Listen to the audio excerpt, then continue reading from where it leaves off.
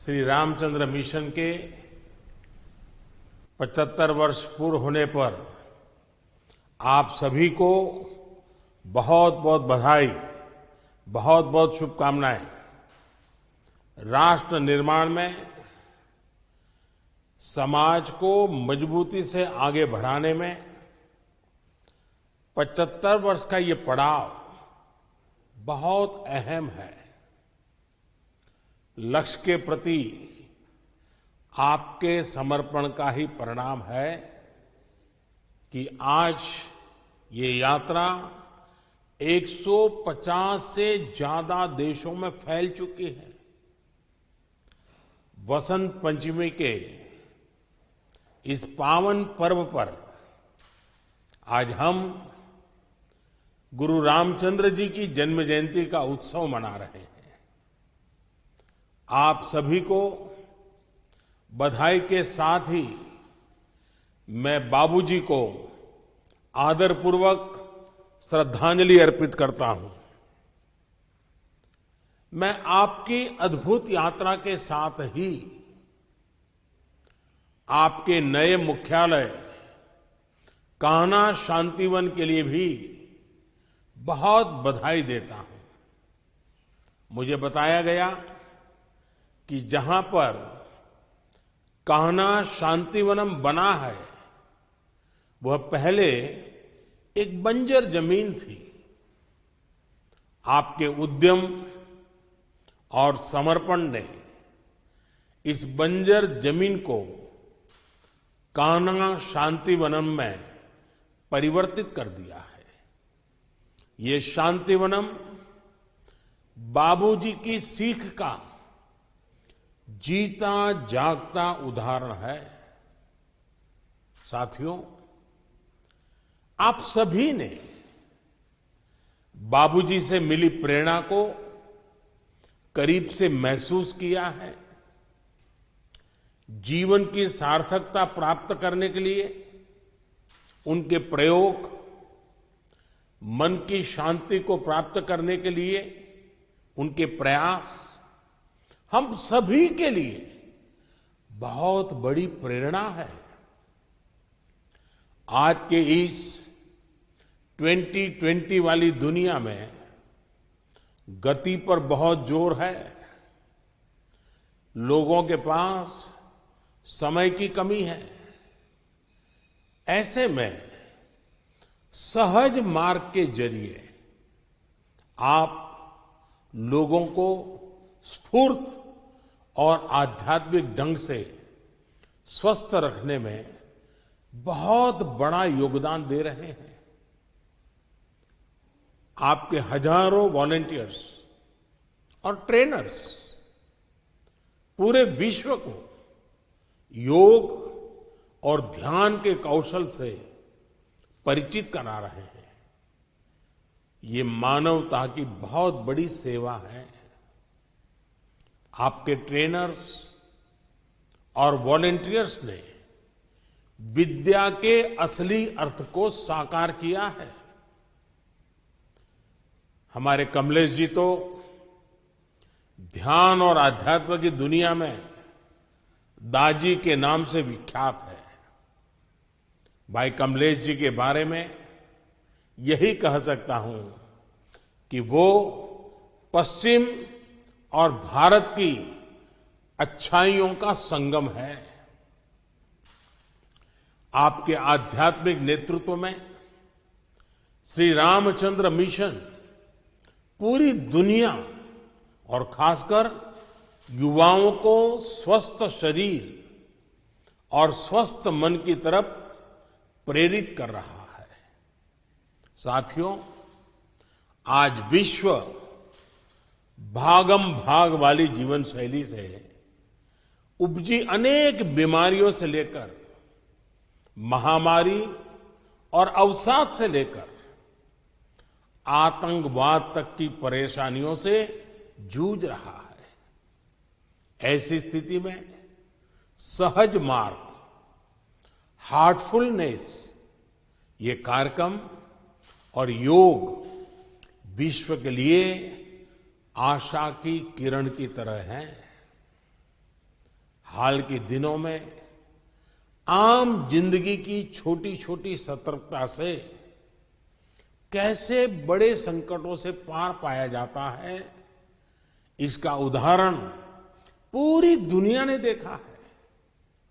हम सभी इस बात के भी साक्षी हैं कि कैसे 130 करोड़ भारतीयों की सतर्कता कोरोना की लड़ाई में दुनिया के लिए मिसाल बन गई।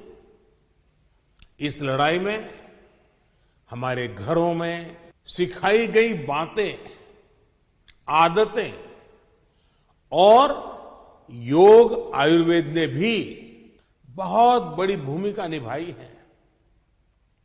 इस महामारी की शुरुआत भारत की स्थिति को लेकर पूरी दुनिया चिंतित थी, लेकिन आज कोरोना से भारत की लड़ाई दुनिया भर को प्रेरित कर रही है। Friends, India is following a human centric approach to furthering global good. This human-centric approach is based on a healthy, balanced, welfare, well-being, wealth. In the last 6 years, India has undertaken among the world's largest public welfare program in the world. These efforts are aimed at giving the poor a life of dignity and opportunity. From universal sanitation coverage to social welfare schemes, from smoke-free kitchens to banking the unbanked, from access to technology to housing for all. India's public welfare schemes have touched many lives. Even before the global pandemic came, our nation had increased the focus on wellness. Friends, our idea of wellness goes beyond merely curing a disease. There has been extensive work on preventive health care. India's flagship healthcare scheme, Ayushman Bharat, had more beneficiaries than the population of America and many European nations. It is the world's largest healthcare scheme. The prices of medicines and medical equipments have been lowered. The popularity of yoga is known to you all. This importance to wellness is aimed at ensuring our youth stay fit and they do not have to deal with lifestyle-related disease. When the world needed medicines for COVID-19, India is proud to have sent them all over. Now, India is playing a central role in global vaccination. Our vision for wellness is as much global as it is domestic. Friends, the world is looking at health and wellness very seriously, especially after COVID-19. India has much to offer in this regard. Let us work towards making India a hub for spiritual and wellness tourism. Our yoga and Ayurveda can contribute to a healthy planet. It is our aim to present this to the world in a language they understand. We should scientifically elaborate on their benefits and invite the world to come and rejuvenate in India. your own heartfulness, meditation practice is a step in that direction. साथियों, post corona world में अब योग और ध्यान को लेकर पूरी दुनिया में गंभीरता और बढ़ रही है। श्रीमद् भगवत गीता में लिखा है, सिद्ध सिद्धियों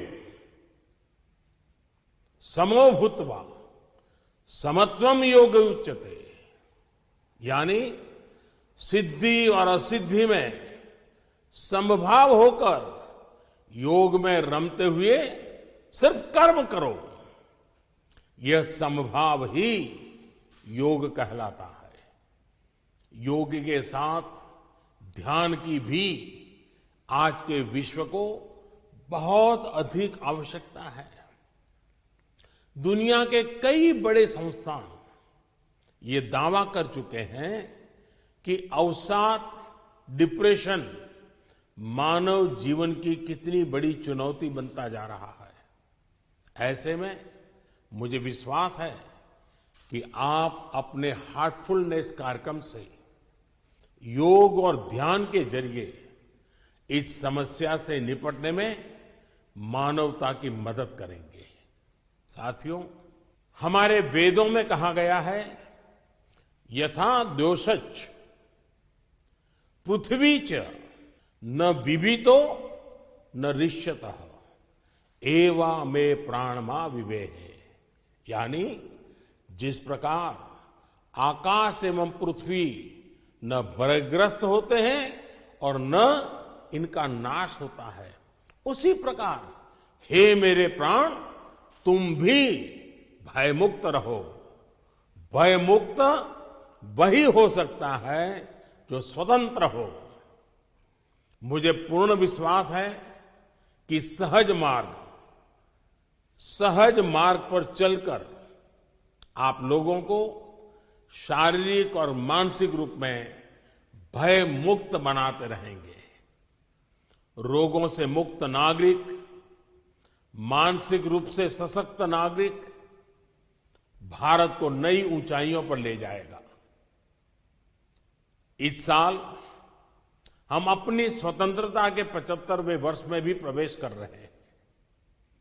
आपके प्रयास देश को आगे बढ़ाए, इन्हीं कामनाओं के साथ एक बार फिर आप सभी को बहुत बहुत शुभकामनाएं।